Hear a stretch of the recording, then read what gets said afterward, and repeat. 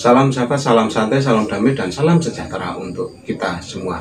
Kembali pada request video tip dari Sobat Jamtrok Mania tentang birahi, penanganan, serta settingan, dan macam-macam birahi pada cucak hijau. Intinya kita akan membahas tentang birahi pada cucak hijau, yang dimana birahi ini menyebabkan beberapa hal yang akan Om Bro sampaikan pada video singkat ini. Nah, jadi tema kita pada video tip ini yaitu tentang mengenali birahi pada cucak hijau untuk mengetahui dan memberikan solusi yang terbaik agar cucak hijau itu tidak berkelanjutan dalam memasuki atau mengalami yang namanya over birahi.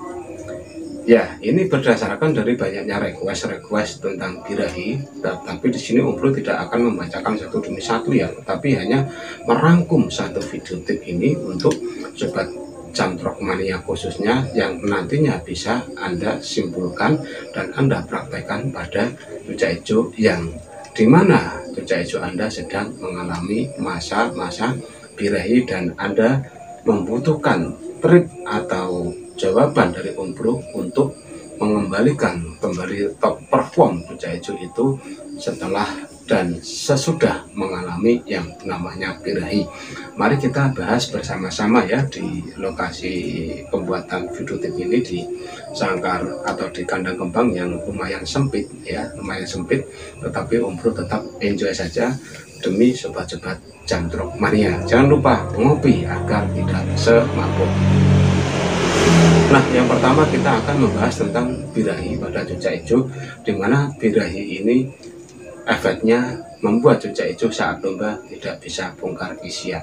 Nah, birahi seperti ini biasanya terjadi pada siklus atau cucak hijau itu mengalami yang namanya siklus kawin di alam. Jadi meskipun di alam itu sedang musim kawin, yang di sangkar pun dia tetap terkena imbasnya ya itu. Nah, pada cucak hijau yang over birahi tinggi di dalam sangkar itu bisa mengakibatkan cucak hijau saat domba enggan untuk bongkar isian, serta apabila tidak tertolong atau tidak diberikan terapi yang terbaik, cucak hijau itu juga akan mengakhiri hidupnya atau dia stres berkepanjangan sehingga mudah atau rentan sakit yang menimbulkan cucak hijau itu pada kematian. Jadi yang terbaik apabila Anda punya cucak hijau dengan siklus kawin di alam seperti ini, yang imbasnya cucak hijau Anda juga ikut nguntul ya, atau ikut gembung-gembung, itu karena siklus yang ada di alam dan yang di sangkar pun ikut terkena imbasnya. Meskipun yang ada di sangkar itu cucak hijau dengan KTP-nya jomblo, dia tetap akan merasakan yang namanya siklus perkawinan yang ada di alam dan menyebabkan over birahi. Nah, agar cucak hijau yang over birahi ini nantinya tetap bisa tampil saat lomba, bisa berkicau dengan sahdu dan bisa meraih juara, yang pertama yang harus Anda lakukan dari segi rawatan harian, Anda harus rutin memberikan yang namanya pengembunan. Ya, pengembunan ini bisa Anda lakukan setelah sahur ya.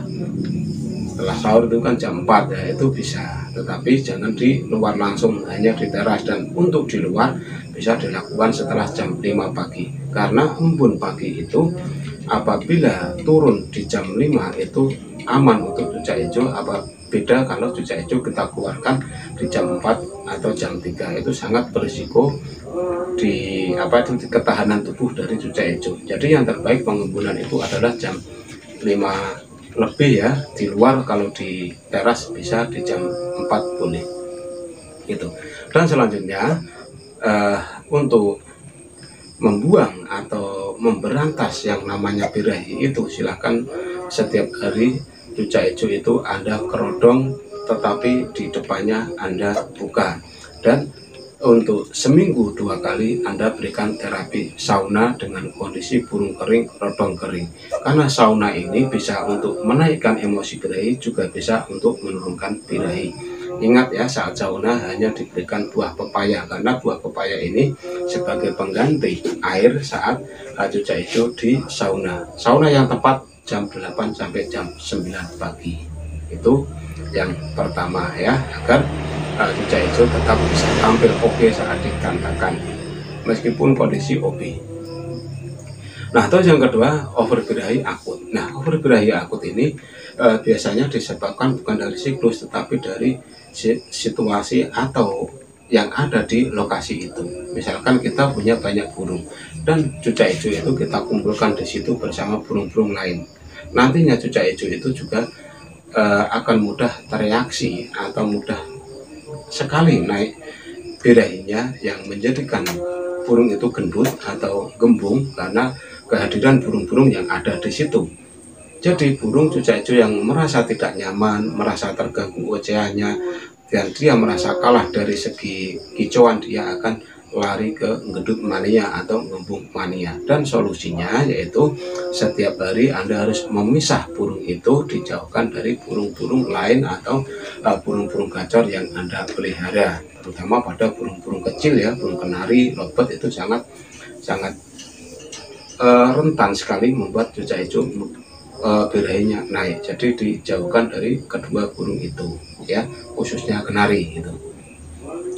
Dan selanjutnya overbirahi yang bisa menyebabkan kurus dan nyilat serta lainnya. Nah, overbirahi ini biasanya diderita oleh cucak hijau yang jomblo ya, cucak hijau yang jomblo setiap hari dilombakan tetapi dia tidak diberikan penanganan yang serius dan tidak dipertemukan dengan jodohnya. Jadi cucak hijau yang jomblo ini setiap hari buat main tetapi tidak diberikan perawatan yang maksimal. Nah, efek lelah ini yang nantinya akan membuat cucak hijau mudah sekali overbirahi.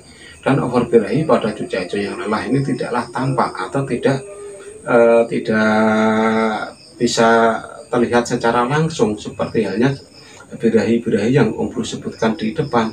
Pada overbirahi yang kelelahan, dia tidak ngembung tetapi dia akan mengembang dari segi sayapnya serta menggendut pada segi bagian depan. Dan apabila tidak diberikan rawatan yang serius dan stabil, cucak hijau itu akan mengalami drop yang nantinya macet bunyi dan nantinya dia juga tidak nafsu untuk makan karena efek lelah di situ mengakibatkan cucak hijau akan pensiun dini atau dia akan tewas gitu.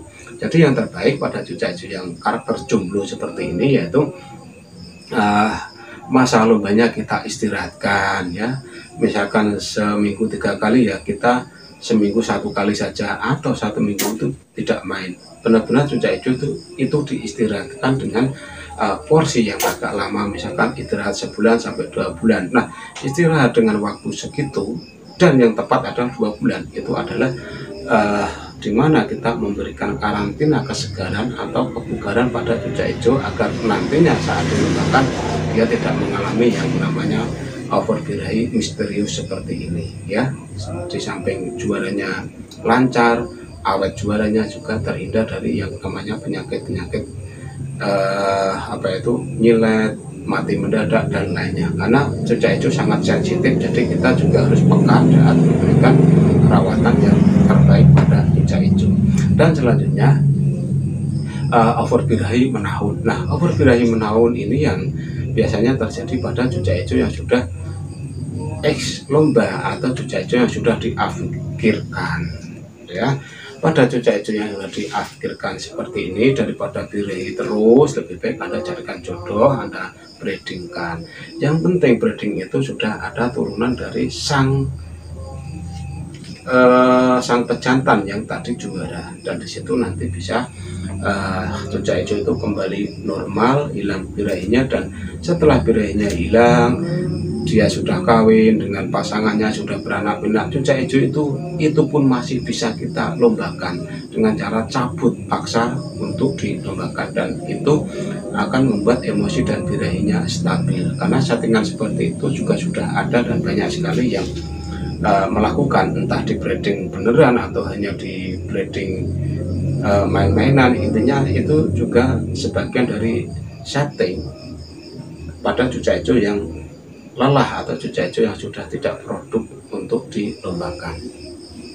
Dan selanjutnya apa? Selanjutnya sudah ya, hanya itu yang bisa Om Bro liput atau Om Bro sampaikan untuk sobat semua tentang pengenalan over birahi, sehingga meskipun birahi burung tetap bisa dilombakan dengan rawatan-rawatan terbaik yang sudah Om Bro sampaikan di depan itu tadi. Nah, hanya itu yang bisa Om Bro sampaikan pada video singkat ini. Semoga infonya bermanfaat. Salam.